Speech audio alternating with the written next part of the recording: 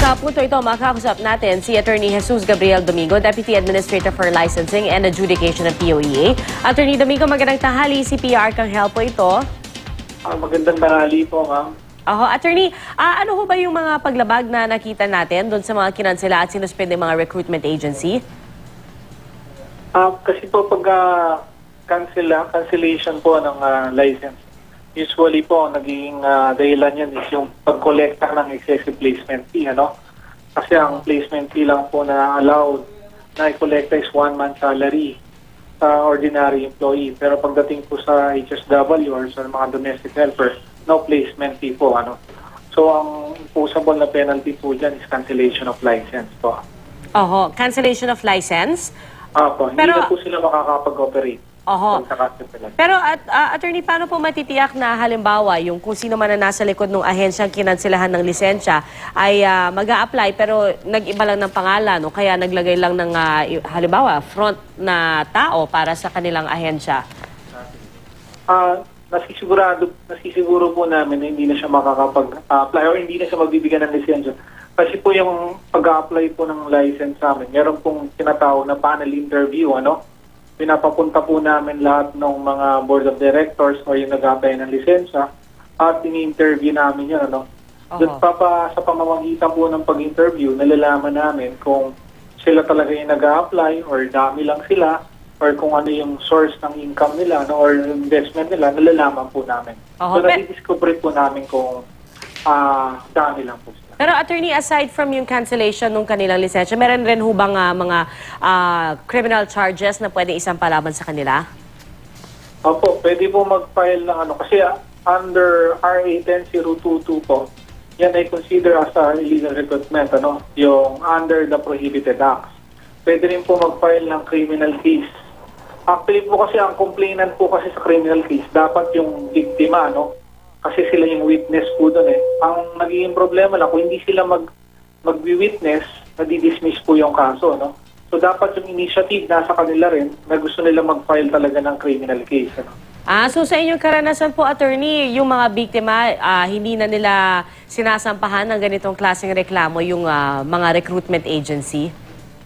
Opo, pag nabayaran na sila, pag natatagalan na sila, hindi na nila tinutuloy po yung yung pagko-complain, ano.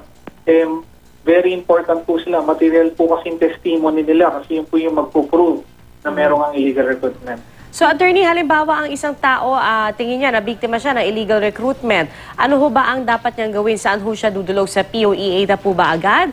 O lalapit po ba siya sa pulis? Ano hong prosesong dapat sundan? Actually, meron po kami tinatawag na IACAT, yung Interagency Council, ano?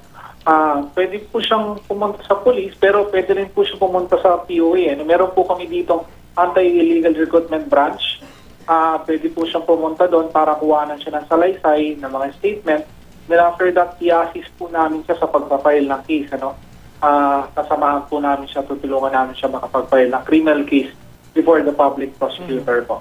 Siguro, attorney, paalala lang din po no, dun sa mga kababayan natin na nag-a-apply bilang OFW kasi minsan kahit na sabihin na hindi ito accredited ng POEA, ano pa rin sila, no, nagbabaka sakali, parang pinupuntahan pa rin nila. Kasi yung nung nakarang buwan ho, meron akong kinover na raid sa isang illegal recruitment agency. Alam naman nung mga nag-a-apply doon na hindi sila kasama doon sa listahan ng POEA, pero sabi nila, minsan kasi doon sa mga talagang accredited ng POEA, napakahaba rin at napakatagal ng proseso, kaya nagbabaka sakali po sila sa ganitong mga klaseng ahensya.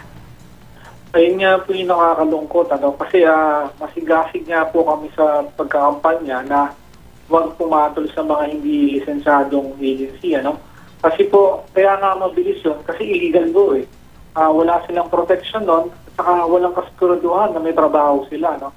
Usually po, ang ang modus operandi ay manghihingi kagad ng pera, ng placement fee. Tapos ang mangyayari, ang gagamitin nilang passport, tourist or visit visa, which ang dapat working visa, no?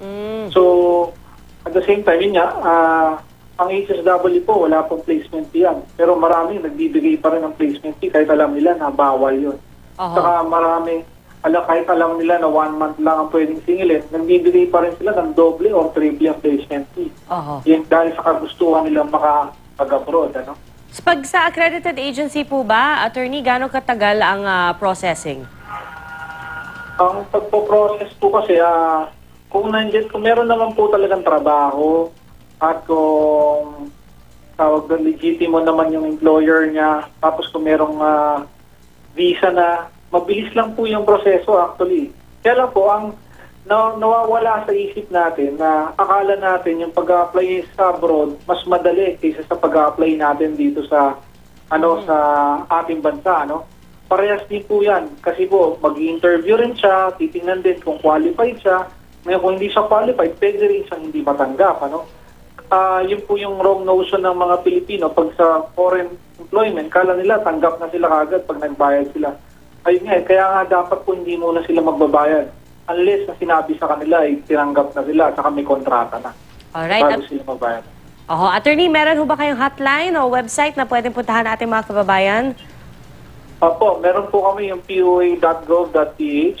Malalaman niyo po dyan kung yung lisensya, kung valid yung lisensya ng agency, kung meron siyang lisensya. Malalaman niyo rin po kung nakalista po kasi yan, kung ano yung pwede nilang i-recruit. Saka yung job orders nila, nakalista po yun sa website namin. So bago sila, pag nag-apply sila, binigyan sila ng kakimik sila, pwede po nilang i-check sa website namin para malaman nila. Kasi nakalagay po rin po doon kung ilan ng pwede lang nila i-recruit para doon sa job order na yun. Maraming salamat po, Attorney Jesus Gabriel Domingo, Deputy Administrator for Licensing and Adjudication ng POEA. Magandang tanghali po. Maraming salamat din po. Thank you po.